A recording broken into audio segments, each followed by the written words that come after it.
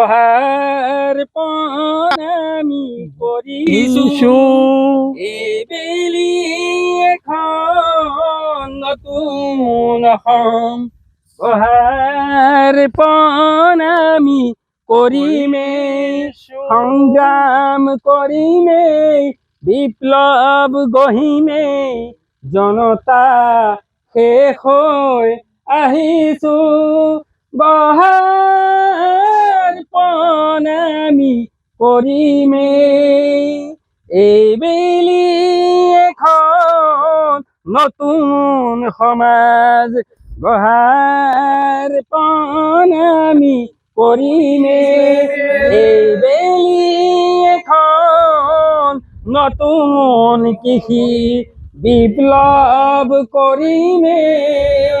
স্বাধীন জাতি আমি গোটেই ভাৰতবৰ্ষৰ মেৰ পাছৰ পৰা ওলাই আহিম এখন সুকীয়া অসম স্বাধীন গঢ়ি ল'ম বুলি ভাবিছিলোঁ, কিন্তু সাৰ্বভৌমত্ব অসম য'ত আমাৰ নিয়ন্ত্ৰণ থাকিব, অসমৰ জাতিৰ আমাৰ নিজৰ নিয়ন্ত্ৰণ থাকিব, আমাৰ অৰ্থনৈতিক নিয়ন্ত্ৰণ থাকিব, আমাৰ সামাজিক নিয়ন্ত্ৰণ থাকিব, আমাৰ ধৰ্মীয় নিয়ন্ত্ৰণ থাকিব, আমাৰ সকলো প্ৰকাৰ আমি সাৰ্বভৌমত্ব আশা কৰি আমি এখন সুকীয়া অসম গঢ়িবলৈ গৈছিলোঁ।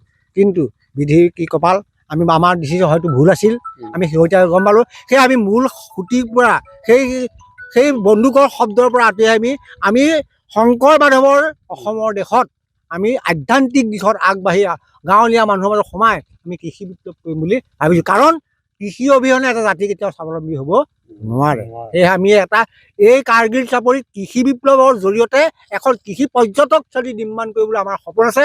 লগতে আমি পৰ্যটকস্থলীৰ লগতে আমি গো ফাৰ্ম খোলা, আমাৰ গাহৰি ফাৰ্ম খোলা, আমাৰ কুকুৰা ফাৰ্ম খোলা, আমাৰ এইবোৰ বহুত অজুত সপোন আছে।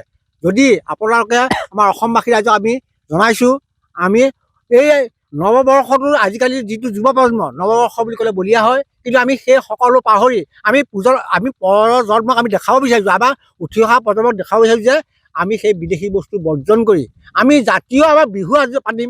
আগত আহি আছে বিহু, বহাগ বিহু আহিছে, মাঘ বিহু আহিছে, আমি তাক পাতিম। কিন্তু আমি 1 তাৰিখটো বাদ দি আমি কৃষি কৰ্মত নিয়োজিত হৈছোঁ। আমাৰ ইয়াত সপৰিয়ালে আমাৰ ইয়াত উপস্থিত আছে। এই ব্ৰহ্মপুত্ৰ চৰ চাপৰিত আমি এসাঁজ মিলাই পিটাই খাইছোঁ, আৰু আজি আপোনালোকৰ আমাৰ লগতে এসাঁজ খাই আমাৰ আনন্দ আগবাঢ়িব। সেই পৰিৱেশটো দেখুৱাই আছোঁ আৰু অকণমান মন্তব্য লৈ ল'ম। কি ক'ব ইয়াতে প্ৰথমতে জানিবলৈ বিচাৰিম, প্ৰত্যেকেই বিভিন্ন ধৰণৰ কথা কৈছে শুনিলোঁ। ইয়াতে কিমান বিঘা টোটেল ভূমি আছে, কিমান বিঘা আছে? আপোনাৰ 2000 বিঘা মাটি আমাক আবণ্টন দিছে। আপুনি আগত উল্লেখ কৰিছেই সেই বিষয়টো লৈ পেলাই 2000 বিঘা আবণ্টন দিছে। আৰু আমাৰ মানে হেৰি হৈছে এইবছৰ আমাৰ শেহতীয়া হ'ল প্ৰস্তুতি, আৰু ইয়াত বহুত মুহা আছিলে, হেৰিয়তে গছ কাটি পেলাই বগৰী কাটিবলগীয়া হৈছে। তেনেকুৱা কাৰণে আমি সীমিতভাৱে আমি 500 বিঘা মাটি এইবাৰ কৰিবলৈ সক্ষম হৈছোঁ।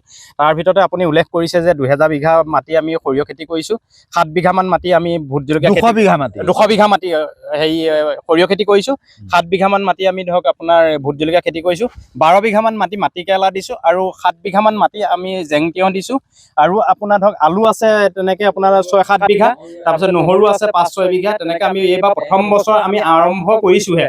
আমি নেক্সট বছৰ আমাৰ সতীৰ্থ এজনে কৈয়ে গৈছে যে আমাৰ ইয়াৰ সপোন আছে, আমি ইয়াৰ পৰা বহলাই নিবলৈ আমি ইয়াত এটা ফিচাৰী খুলি পেলাই মৎস্য পালন কৰিব পৰাকৈ আমি প্ৰতিজন ল'ৰা প্ৰতিটো বিষয়তে নিয়োজিত হৈ থাকি পেলাই আমি আচলতে আগত যি আছিলোঁ হৈ গ'লোঁ। এতিয়া পৰিয়ালটোৰ পোহপাল দিবৰ কাৰণে, আমাৰ আৰ্থিকৰ কাৰণে আমি এই কৃষিভূমিৰ দ্বাৰা জড়িত হৈ পেলাই আমি স্বাৱলম্বী হ'ম বুলি ভাবি পেলাই আপোনাৰ এই কৃষি কৰ্মত জড়িত হৈছোঁ। আজি নতুন বছৰ আপোনালোকক শেহতীয়াকৈ শুভেচ্ছা জনালোঁ, আৰু অসমবাসী ৰাইজকো আমি শেহতীয়াভাৱে শুভেচ্ছা জনাইছোঁ, ওলগ জনালোঁ। আৰু লগতে আমি মাননীয় আমাৰ আয়ুক্ত মহোদয় পাঠক ছাৰলৈ আমি নতুন বছৰৰ শুভেচ্ছা জনাইছোঁ, আৰু আমাৰ কেন্দ্ৰীয় সমিতিৰ সম্পাদক বিত্তীয় সম্পাদক জিতেন দত্ত ডাঙৰীয়ালৈ আপোনালোকৰ চেনেলৰ জৰিয়তে আমি তেখেতলৈও আমি নতুন বৰ্ষৰ অলেখ শুভেচ্ছা জ্ঞাপন কৰিলোঁ।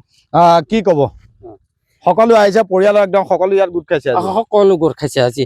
আৰু কথা হ'ল কি, আমাক এটা কয় ৰাতিপুৱাই ওলাই গৈছা তোমালোকে কি কৰিছা, তাত কি কৰিছা, আমি ইমান দিনটোলৈ ওলাই গৈছা। আমি এটাই চিন্তা কৰিছোঁ যে এটা সময়ত আমি দেশ আৰু জাতিৰ স্বাৰ্থত এই জীৱনেই উচৰ্গা কৰিছিলোঁ, দেশ আৰু জাতিৰ স্বাৰ্থত যে সাৰ্বভৌমত্ব স্বাধীন। আমি এটাই জানো, সাৰ্বভৌমত্ব স্বাধীন অসম আমি গঢ়িব পাৰিম। কিন্তু সেইখিনি নোহোৱাৰ পাছত আমি এটা চিন্তা কৰিলোঁ যে অসমৰ জনসাধাৰণে চব এই চৰকাৰীভাৱে ৰেচন কাৰ্ডবিলাক দিয়াৰ কাৰণে চব পংগু হৈছে। গতিকে পংগু কিয়? আমি সকলোৱে কৰ্ম কৰা মানুহ, আমি অসমীয়া জাতিটো কৰ্ম কৰিব লাগে।